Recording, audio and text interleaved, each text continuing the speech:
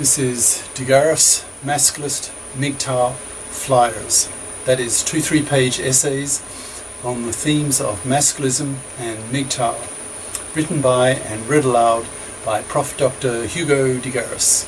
This is flyer number 32, entitled Hypergamous Males. Description. This flyer encourages male to be a lot more hypergamous, putting strong moral pressure on women to be FIPs so that more men can twaytwef, see my earlier flyers, and hence get regular sex without being a manslave to a bloody fluffie. Flyer itself. Hypergamous males. Women aren't the only sex that is hypergamous, that is, always looking around beyond one's current partner for someone better. In women's case, they have evolved to coldly dump their current male manslave for a more exploitable one if a realistic opportunity presents itself. Men can do this too, and it's a very effective way to put real pressure on women to be FIPs, financially independent persons, which is one of the major social goals of the Masculists. Until the gender politicians men fear the gender laws, for example concerning divorce, passing the paternity rejection right, etc., then pretty much the only way that men are going to get regular sex from a woman and force her to remain nice to her man is to twaytwef, that is 2A2F, that is 2 apartments, 2 FIPs. That is, both the man and the woman are FIPs and both have their own apartment. When the relationship fails, they both just walk away with no cost to the man. There's no divorce risk because there's no marriage. There's no alimony payment because the woman is a FIP. There are no child payments because no kids. When the woman starts showing her true nature, her parasitic manipulative nature, then the man can easily dump her and not cost him anything. Knowing that the man can do this keeps the woman being nice to the man, because if she isn't, then she's out of there. She's gone. She's history. This is why twaytwefing is so important to the modern man, as well as is having lots of FIP women around to replace the previous failed FIP female partners. So men need to help create an ample supply of female FIPs for men, so that these MGTOW/Masculist men can twaytwef. If there aren't enough FIP women around for all the men who refuse to give a second glance to a fluffie, a traditional woman who expects to be able to parasite off the money of a man, then a lot of MGTOW/Masculist men will have a problem, namely how to get regular sex and keep women under control, so that the men are controlling the women rather than the other way around. A twaytwefing man gets his sex and keeps his woman being nice, or she gets dumped. Now, twaytwefing is a two-edged sword, of course. The FIP female can just as easily dump her man for whatever reason, usually because he doesn't want to give her a baby. From this man's point of view, a woman who wants a baby in today's fluffy feminist-controlled divorce court system is a red flag for a MGTOW/Masculist bull, a huge no-no, and the strongest reason for dumping the woman. This tendency may cause an increase in the popularity of older women for MGTOW/Masculists to twaytwef with. For example, women in their 40s who are post-fertile and may be viewed as better to twaytwef with than women in their 30s with baby rabies and the desire to sperm jack a man to get what she wants. So MGTOW/Masculists can help each other by increasing the supply of FIP females so that more males can twaytwef and get both the regular sex they crave and not pay the traditional price of being a manslave to get it. So how can MGTOW/Masculists increase the supply of female FIPs? By being more hypergamous. In the country I live in, China, young women with a bachelor's degree will not even go on a first date with a man unless he has an apartment and a car, a good salary, and at least a bachelor's degree or preferably a master's. That puts real pressure on the man, of course. Being China, there's no internal creation of new social movements because there are no social movements, period. Anyone organizing large groups of people for some social protest ends up in a Lao Gai. That's the Chinese equivalent of Stalin's Gulag, the concentration camp system for political prisoners, in which China has over 1,000 today, according to Harry Wu, the founder of the Laogai Museum in Washington, D.C. So Chinese men have not even heard of MGTOW or masculism, so there is no consciousness of men's rights or MGTOW/masculist ideas that they can use to protect themselves from financially predatory Chinese females. The same lovely government that runs the Laogai also blocks YouTube, Facebook and WordPress from the Chinese public, so MGTOW/masculist ideas are not spreading in China. In fact, the culture is intellectually sterile, having won 0 science Nobel Prizes.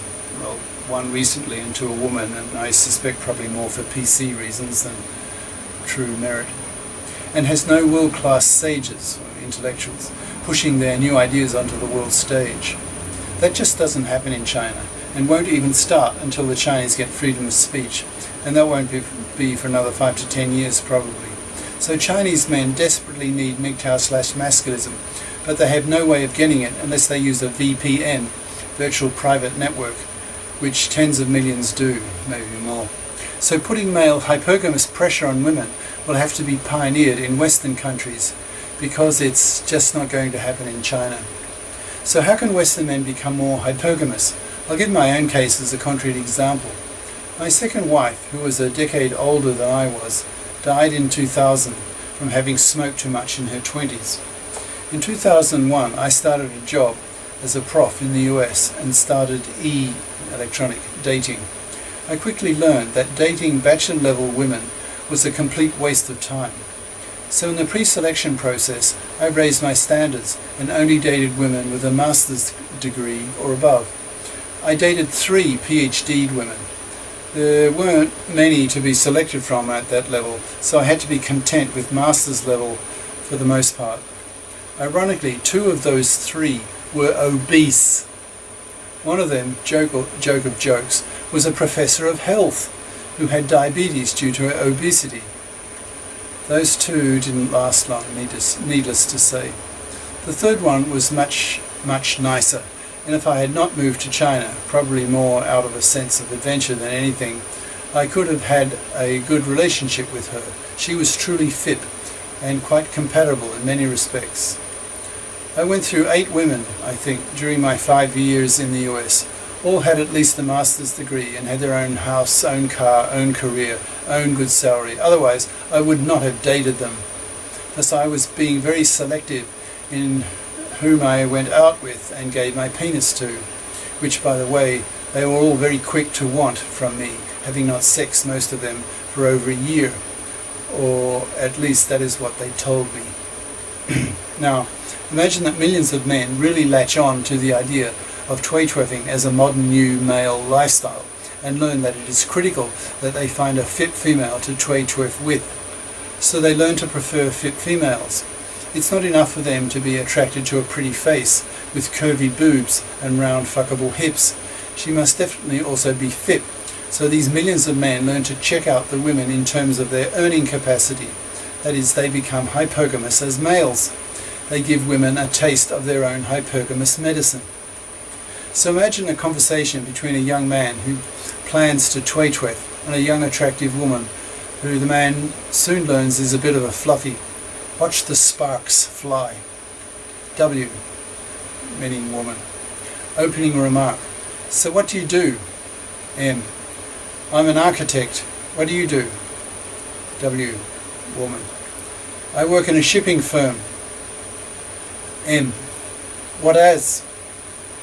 I'll go to female voice. W. I deal with the paperwork of the cargo that goes in and out. M. Sounds like an easy job. What do they pay you each month? W. That's none of your business. M.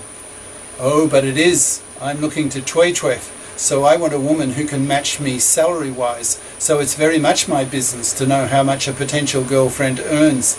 I'm a MGTOW/masculist, so I won't go near a fluffie. Are you a fluffie? Do you make less than $40,000 a year? W. I don't like the way this conversation is going. M. Sounds like you do shit work and get paid shit, so you're probably wasting my time. You're not in my league. Pity, because you're sexually attractive and have a pretty face. But if you're not a real FIP, I'm not interested. I don't want a woman who can't afford her own apartment. I don't want some bloody fluffie who's constantly trying to extract money from me. I hate fluffy parasites. W. Walks away. M. Calling out. Have a nice life. Next time, try fluffing on some male paper shuffler as the same salary level as you, rather than trying to parasite on some male who bothered to get a good FIP education. I won't settle for anything less than a real female FIP. I'm not going to be exploited by some bloody fluffy. So guys, there you have it. Put real pressure on women to be FIPs. If they're not, ignore them. If you sense that they're trying to sex blind you by setting their sights way higher than their own non-FIP level, then cut them down to size. Do what the above male did.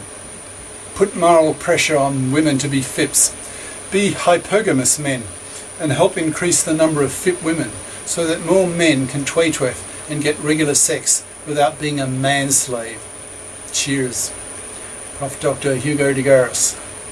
Email profhugodegaris@yahoo.com.